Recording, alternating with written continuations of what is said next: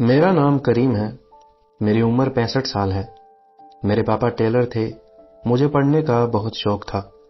पापा भी मुझे बहुत प्यार करते थे। उन्होंने मेरी पढ़ाई भी पूरी करवाई। हम दो बहन भाई थे। मेरी बहन भी मुझसे बहुत प्यार करती थी। मेरी दो माएँ थीं, एक मेरी बहन और दूसरी मेरी माँ। लेकिन मेरी बहन ने मुझे मेरी माँ की तरह प्यार किया। वह मुझे एक बच्चे की तरह रखती थी। वह मेरा बहुत ख्याल रखती थी। मैं भी अपनी बहन से उतना ही प्यार करता था जितना वह मुझसे करती थी। मैं अपनी बहन को कभी भी उदास नहीं होने देता था। मैं उनकी एक आवाज पर दौड़ता हुआ उनके पास चला जाता था। हमारे परिवार में कुछ लोग हमसे जलते थे और कुछ हमको देखकर बहुत खुश होते थे और अपने बच्चों को भी हम जैसा बनने को कहते थे। मेरी बहन और मैं हम दोनों जन्म से ही बहुत सुंदर थे। हम दोनों को सुंदरता हमारे माँ बाप से मिली थी, क्योंकि मेरे पापा और मेरी माँ दोनों भी बहुत सुंदर थे। हमारे पूरे परिवार में हम दोनों बहन भाई जितना सुंदर कोई भी नहीं था। हमारे कुछ बड़े बुजुर्ग मेरी माँ पापा को कभी कभी कहा करते थे कि इन दोनों बहन भाई में जितना प्यार है, कहीं बड़े होकर एक दूसरे के दुश्मन ही ना बन जाए। और हम दोनों बहन भाई उनकी बातों पर जोर जोर से ताली मारकर हंसा करते थे, क्योंकि हम दोनों को खुद पर यकीन था कि हम दोनों का प्यार कभी खत्म नहीं होगा। हम दोनों बहन भाई ने पढ़ाई पूरी कर ली थी, लेकिन जैसे ही मैं नौकरी लगा, मेरे पापा ये दुनिया छोड़ गए थे। मेरे पापा को हार्ट अटैक से संभलने का मौका तक नहीं मिला और वह हम सबको छोड़कर चले गए।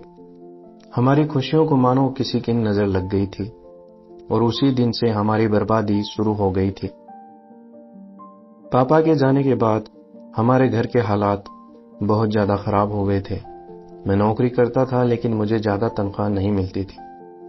मैं जिस जगह नौकरी करता था, वहां एक लड़की भी काम करती थी जिसका नाम हसीना था।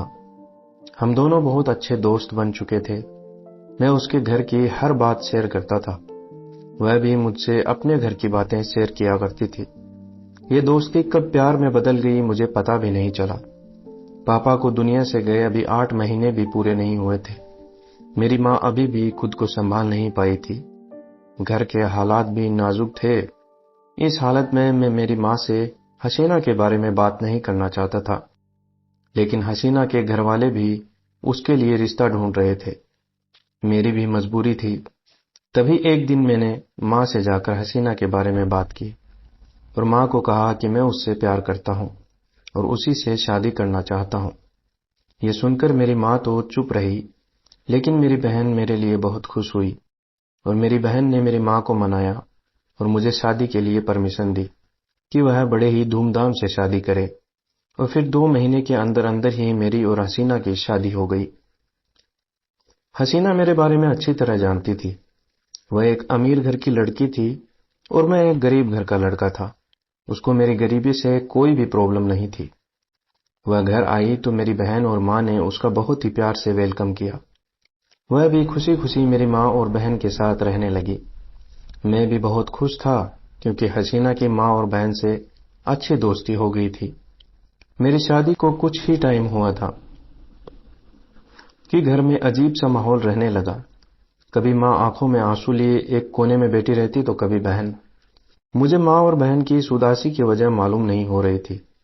मैं कभी उनसे पूछता तो वह चुप रहती या मुझे मना कर देती और कहती ऐसी कोई भी बात नहीं है, बस पापा की याद आ रही है।